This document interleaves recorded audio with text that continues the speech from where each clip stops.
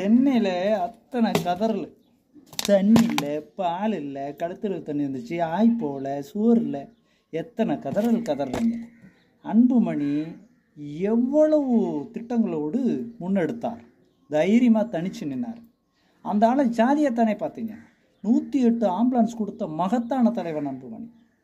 அந்த ஆளை இந்த அரசியல் நாய்ங்க, அரசியல்வாதிங்க ஒரு ஜாதியை சொல்லி வன்மத்தை ஏற்றி காமராஜரை தோக்கடித்த மாதிரி அன்புமணி தோக்கடிச்சிட்டீங்களா? அவர் எவ்வளோ ஒரு கட்டமைப்போடு சென்னை இப்படிலாம் சிங்கார சென்னையை பண்ண போகிறேன், சென்னைக்கு இதெல்லாம் தேவை அப்படின்னு எவ்வளோ ஒரு திட்டமிடுதலோடு வந்தார். ஆனால் திட்டமிட்டு அந்த ஆளை தோக்கடிச்சாங்களா இல்லையா? அதுக்கு நீங்கள் தானே, பொதுமக்களாகிய நீங்கள் தானே காரணம். நீங்கள நம்ம தானே காரணம். இப்போ நாம் மாறினால் நாடு மாறி இருக்குமா இல்லையா?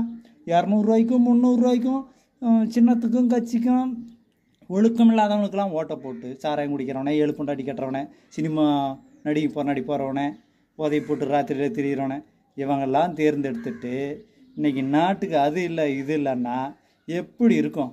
தலைவா, கடைசியில் நம்ம தான் கஷ்டப்படணும்.